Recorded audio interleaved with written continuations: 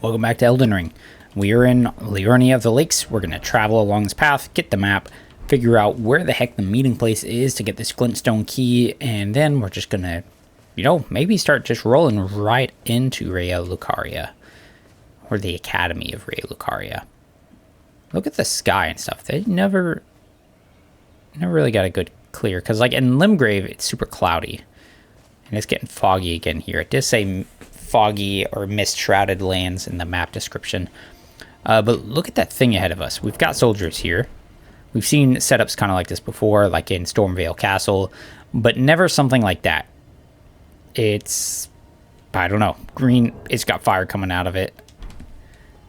We can summon our bird as well if we really wanted to, but we're going to do this one ourselves. See ya. All right.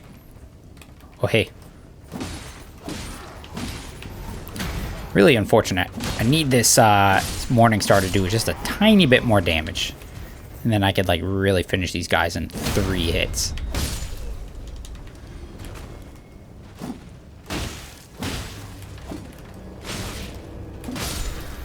Oh, look at that thing. Big old head. It's a mouth. Looks like a cannon. Yeah. Spikes. It's like a whole war cart, dude. That thing's crazy. And a little dude in the back. Now, there is a trick to this thing where you can get behind it. Or, sorry, if you jump down on top of it and land on that flamey vent, you can, like, one-shot it and it'll explode. Fire Blossom and Smoldering Butterflies. Okay. Now, an interesting thing. One of the last ones, like in Seafra River, I talked about how insects and bugs aren't really prevalent in the game, right? There's a lot of stuff with beasts and the like, but nothing that's like, oh, the, whatever bugs. So you've got centipedes, seem to be something, the mark of the centipede. There's something about giant ants. We've got dragonflies, scorpion talisman.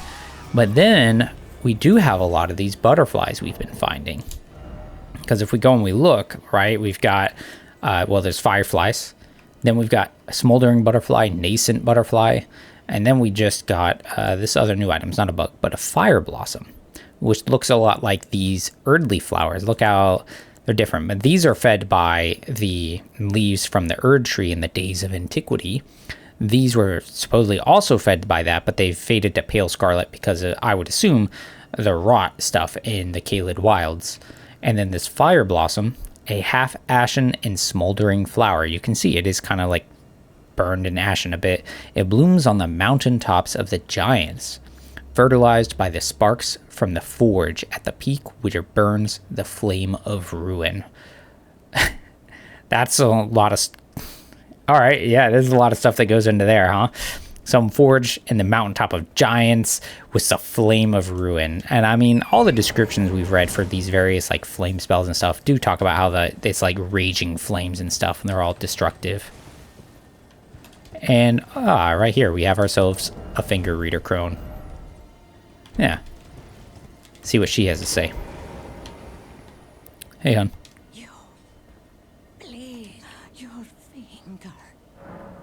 Her robes kind of remind me of those Wraithcaller guys. Oh, bless. Oh, Michaela's favor can be yours. Slaughter, slaughter, slaughter. The all-hearing slaughtered. But alas, it was for naught. But all you need do is snatch it from the big pot. Pity the poor, poor fool. Alright, so Miquella's favor. We've heard about Miquella before with, there was a sword memorial thing outside of Stormvale that said Godric lost to the blade of Miquella. There's also there was these like enchanted bewitching branches. That's what they were. We could start with one of those, and it talked about how they were like inspired by Mikola, or Mikola made them something, right? So Mikola was tied in with these like bewitching things. But his favor can be ours, and the all-hearing slaughters, but for naught. So when she said that, the all-hearing makes me immediately jump to the all-knowing, right? Now, I hadn't mentioned it before, but we've met Gideon Ofnir, who seeks to become all-knowing. They're searching to be Elden Ring, and for that purpose, he seeks to be all-knowing. However, in that opening sequence was like all the like little pictures and stuff, where especially when the narrator is like talking about all the different like tarnished, all the big named ones, right? Via the Deathbed Companion, Horalu, Sir Gideon Ofnir. If you look in that picture with Sir Gideon Ofnir, he's in a coffin, or yeah, I'd say like a coffin, a kind of like crypty resting place, right? And in there are ears, all kinds of ears. So is that who she's talking about? And what is, he's like slaughtering for something, but he doesn't get it. And we need to go and snatch it from the big pot.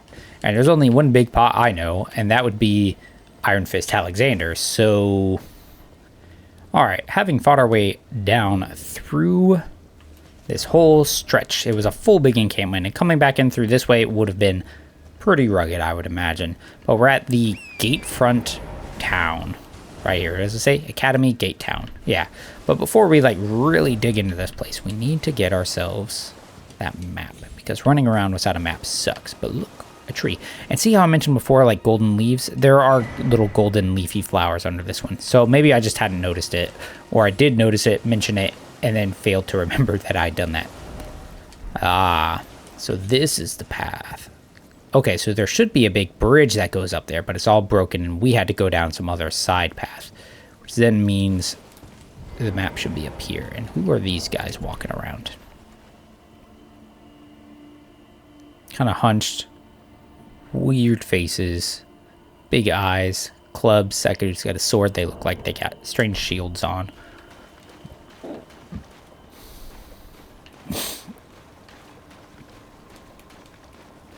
Hey there. Oh, look at that. Cartwheels, some dude spit at me. Oh yeah, look at how they got these big, like, bulbous, like, alien heads. Just barely got some, like, robes on. Owie. Huh. Oh, look at their blood. It's, like, white.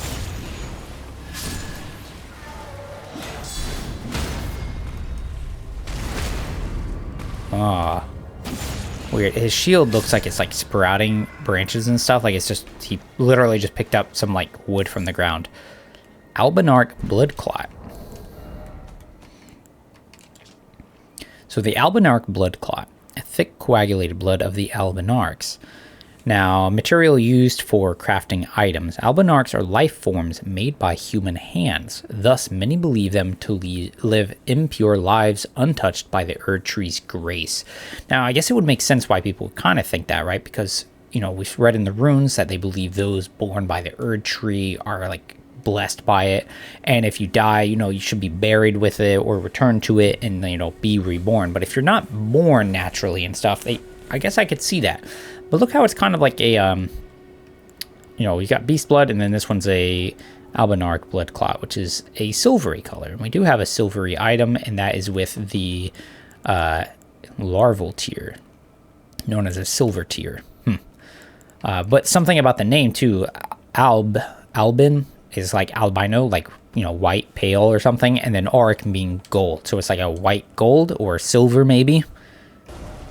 There's a lot of them wandering around here too. Like, so did they live here before, like, the place started, like, sinking into the lake? Liurnia North. Alright. The Academy of Raya Lucaria, towers over the north, while at its base spreads the town built around it, now flooded. 2 high roads in their journey here. So, a bunch of different roads join up to it. So, I mean, it makes sense, right? You got this big old road. The eastern side, high road, goes around this way. And it should have connected right into Limgrave, except the bridge is broken, which is why the finger reader told us to go this way. And so it would go up and then split and match up with it. And then you have this one right here that goes up and continues on to this section. Now let's do a little bit of wandering around. We're going to explore it a little bit, look for any goodies and secrets. But look at the buildings. Like, they are very well made. I mean, it's very nice. And for something that's sinking and like maybe old and dilapidated something, right? The buildings have held up really well. Unlike, say, you know, Limgrave or the Weeping Peninsula so far. I would say it's in good repair. It's not. It's obviously not. I mean, those are all collapsed and stuff too. But they haven't been, like, destroyed. You know what I mean? It's not like they were ravaged by battle, because the other places took place in the took part in the Shattering, in the wars with, you know, with no victors. So maybe it was kind of a blessing in a way that they just refused to participate. But obviously it hasn't done them that much good, because they're sinking. And there are soldiers, and there are soldiers to keep somebody out. Were they there to keep other armies out, like people who'd come to seek the Great Rune that rests within Raya Lucaria? Because that seems to be kind of the idea of what, you know, the other soldiers are doing with, like, Godric and stuff. Oh, look who's up there. Recognize that dude. It's Diallos from the Round Table Hold. This is our first time. Well, no, not the first time. We met D outside of the Round Table Hold first, and then found him there. I guess this is our first time finding somebody in the Round Table Hold that's out here. Lanya. It's me, Diallos. Answer me, would you? See, when we first talked to him too, he talked about how his, like, squire or servant or whoever had run off on her own. I was asking if we'd seen her. Hello, friend. Tell me if you know, would you? The whereabouts of the hidden house of those despicable fiends. The recusants who hunt their fellow tarnished. They laid hands upon my servant Lanya, and I refused to let the insult stand. The tale of House Hoslow is told in blood. I, Diallos, swear to deliver the message. Now, we've met a recusant, actually. I say met. So way back when, I don't even remember if I left it in the video, but we went up here and we were invaded outside of this Colosseum. It was a recusant Henricus. And we fought him down, gave us a hammer talisman. So those are like invaders who kill people. They laid hands upon my servant Lanya. A tale of House Hoslow is told in blood. I, Diallos, swear to deliver the message. Okay, so now he's looking for some recusant stronghold because they killed his servant Lanya. So I guess if we see that, we'll keep an eye out and let him know, huh? An interesting thing, though, too, you know, we've seen things before about blood. Blood is a pretty big kind of recurring thing in here, too, right? Lord of Blood, the Albinarch Blood Clot, Beast Blood, all that stuff, and his thing is all like the tale of House Hoslow is told in blood. So, yeah, I mean, blood's a thing. Alright, so now that I'm pretty confident that we've cleared out, you know, most of the interesting things around here, we know on that little map it had the Academy up here, Gate Town, and then it marked something over to the like south or west of it for the Glintstone Key. So we know it's somewhere up in here. So we are going to go check in and around there. We'll probably start with that, going up to there and to there.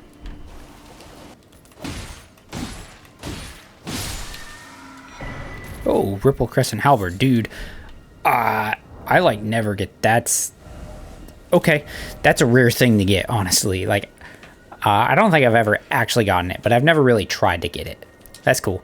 A weapon wielded by young Albinarchs. Blade is said to resemble a partial image of a ripple, and its attack power scales with one's arcane attribute. Interesting. All right, and we know arcane maybe has something to do with like primordial forces or something. Just given with the some of the like the seal for the dragon incantation said.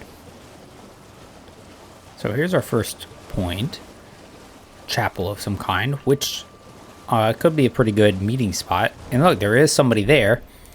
Who is it? Osvare. We haven't seen him since the beginning of the game, and we never really went back and checked in with him. Which, if we did, we'd notice that there was a sign that says, hey, come find me out here.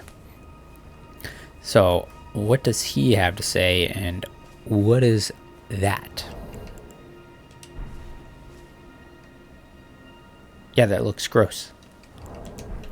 Okay.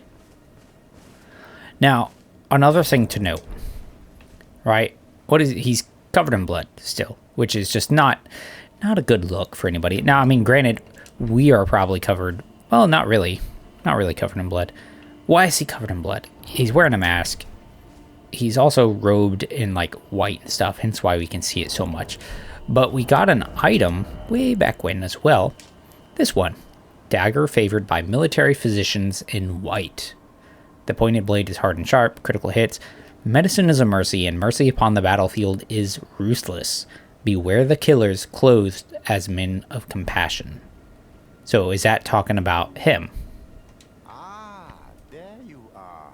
You claimed a great room and had your audience with the two fingers at the round table home. What was your stupid little hand rubbing gesture? They didn't seem right. I mean, they really, honestly, they don't. They look rough, right? Aha, your intuition serves you well. My doubts had been piling up, you see. The words of the two fingers cannot be trusted. Truly, naught but rambling, senile delusions. I believe that when the Elden Ring was shattered, the two fingers were corrupted, their guidance skewed. Even worse, the fingers harbor no love for our kind. That's the part that irks them most. So I do kind of agree with him, right? The idea that when the shattering happened, they got messed up. That makes sense. Like, I can totally see that being plausible. And I mean, they are messed up. Like, looking at it, like, it's not like there's some pristine image of sanctity. Like, they're like chunks missing. They just look gnarly, right? Now, as far as like they hold no love for our kind is a little strange to me because, like, you know, they say, I mean, they're backing us, or at least the greater will is supposedly, because that's when they, like, he tells us to, like, the greater will has abandoned the demigods. They're with us now. Cut off their heads, you know, have at them. So, you know, I don't know. Oh, I have a gift for you. Something fit only for the wise. Festering bloody fingers. A means for circumventing the draw of the two fingers. Give it a try, won't you? And if it please you, may we meet again. I've high hopes for you, my lambkin. Yeah, so Bloody Finger, right? We've met a Bloody Finger as well. That was Bloody Finger Yura. And then, or sorry, there was Bloody Finger Hunter Yura, and he helped us fight Neriju, who he said there was a cesspool of blood, you know, killers and stuff. So, like, what does it actually say again? Because it's been a while since I've read it. And see how it's like a kind of a mockery of the tarnished furled finger. This one's for summoning friends. This is for competitive multiplayer. A finger of corpse wax, furled like a hook. The bronze adornments are the mark of a duelist. Oh, this is a duelist one. Oops, I'm looking at the wrong one. Festering bloody finger. Same thing though, right? Crook, but changed in a different direction. It's got, I don't know what that, is it just black rope tied around it? It's gnarly looking. This furled finger is blackened with blood congestion. It seems to have been chopped off rather unceremoniously. Well, let's walk in here and see what happens. Rose Church. Well, blood roses. Okay. So, this dude has ties with the Lord of Blood, right? It's just the Rose Church, blood roses, blood. He gives us festering bloody fingers. This dude looks a lot like Neriju did, except he has a big rapier thing as opposed to the dagger that Neriju was doing. Oh no. Look how he's got these nasty horns sprouting up around his neck and on his feet. Like, I saw on his heel, it looked like he had like spurs, actually. Come on. Oh, I missed. Yeah, see, we got a better look at this dude. Oh, I knew he was going to parry too, and I still attacked. he's got fancy robes on. Like, he's dressed nice. Nasty curled horns on him. Ow. No, thank you. I would like to heal.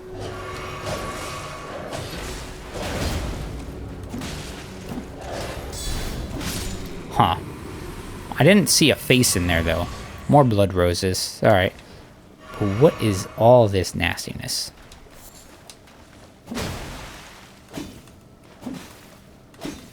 Yeah, I don't know. It's gross. You can climb it, though. Now, if we go and we look around this island, though, too, we see that there are... Where is it at? We hear it. That's a red beetle. Not the one I'm looking for. There's another one over there. That's the one I'm looking for.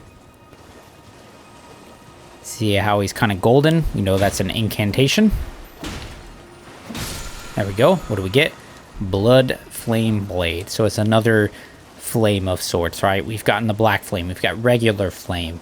There's something about ghost flame. Now we've got blood flame. Blood Oath Incantation, granted by the Lord of Blood. It engulfs armament held in the right hand with blood flame. It can be cast in motion. After dealing damage, the blood flame continues to build up an onset of blood loss for a very short time. It's a lot of fun, actually. And I would, if I could kind of put a couple stats into it, it'd be kind of fun to use that one. And then it would work really well with some Morningstar, because the Morningstar has innate bleeding in there. All right, so 2 more spots to check for our Glintstone Key. There's big old patrols of these Albinarics, man. Temple Quarter. All right, so maybe there was a town or city thing all around this entire academy, which makes a lot of sense because you would have an academy in a city of sorts, right? So this whole thing used to be a whole big city, I would say. And then you had the main roads coming in there because people would come to see the academy. We know that because of the noble sorcerer ashes. Like, they want to don the crown of stone. They want to, like, learn sorcery, but they are unable to. They're not worthy. Now, what did they worship in this temple, I wonder? And here in the center, there's a ring of flowers, double ring, a body, an item. There's a lot of Albinarics. It's going to be a madhouse, so let's do it.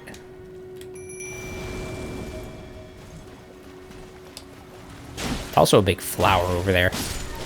He's gone. Rhymed Crystal Bud. All right, it looked kind of like a woman. That is a really big Albinarc. There's 2 of them. Ooh. Shit.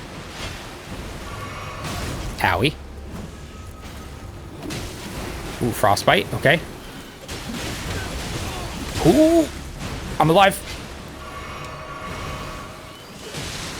Oh, Lord. I'm still alive. Somehow.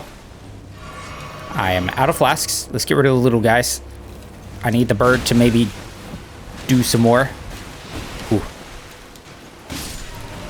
Okay, one more little guy. Oh, shit. I don't like having them behind me. Later. Thanks, bird. Get some space from that big dude swinging. There's another one. Oh, Lord. Oh, no. Get back, get back. Why is there... Okay, backstab will give us some health back. I don't know why there's a plant engaged on us now. That's not fair. I just got here.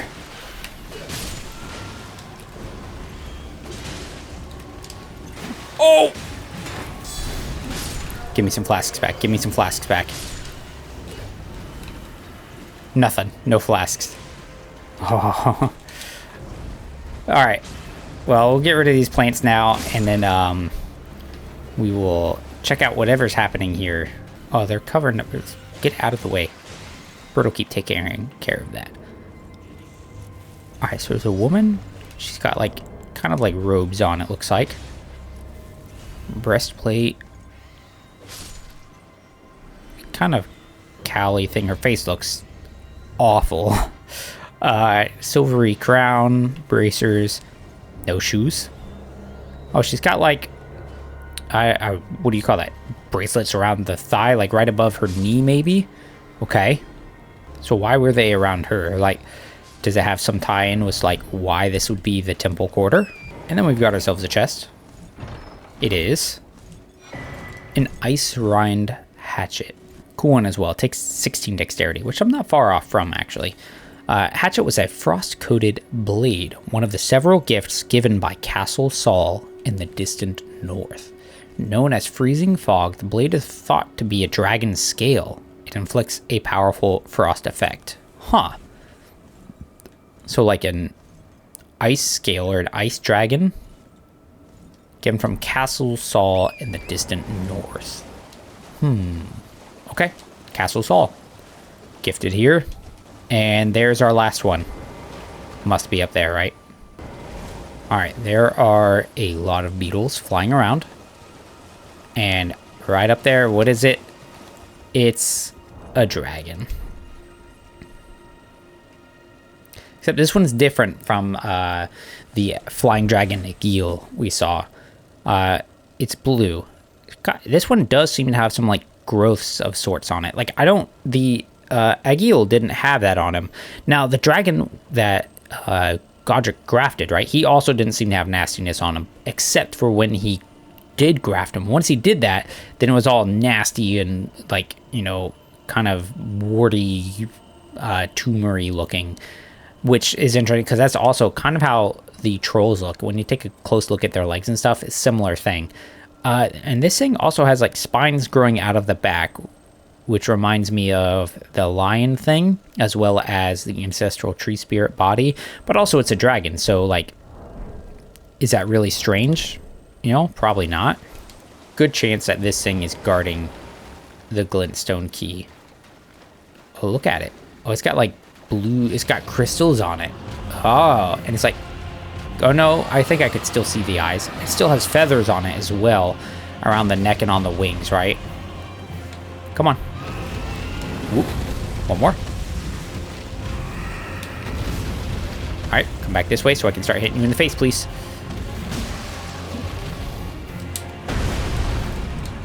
Oh. Oh, that's not good. Not good. Pull back, pull back. Blue fire. All right. We've seen a kind of blue fire thing for... Oh, that's different. Oh, that's a spell. It's got glintstone crystals, so that shouldn't be surprising, honestly. No, but we've seen blue fire like that kind of before in the Fringe Folk Hero's grave. When we broke down those pots that destroyed the chariot, it had, okay, why did you go that way? It had a blue fire thing, too, that destroyed the chariot for us.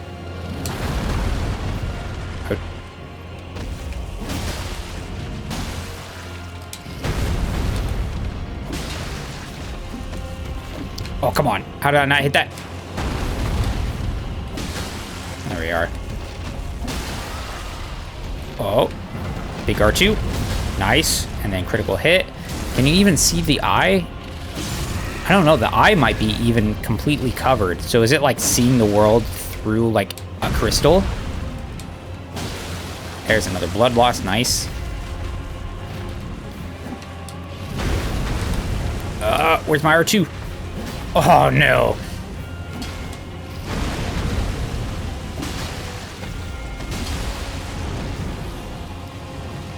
Move away. We gotta go this way.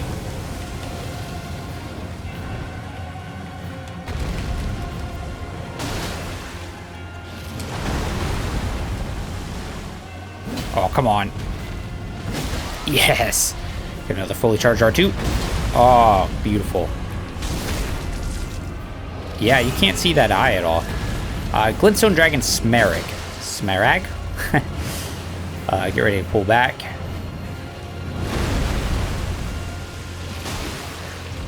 Come on, blood. Yes. Good fight. Good fight. Great enemy felled. And we got a Dragon Heart. New Draconic power is available. Grease. Dragon Wound Grease. Oh, and look at this dude. So, he doesn't look the same as, but, you know, very similar. The robes are the same as Selen and Tops. Only this guy has a stone head with jewels on it, like Selen. And we've seen faces like this before. We saw it in that big ball thing, which was at the Witchbane Ruins, when we saw it at the, in Caelid, when we were wandering around a little bit.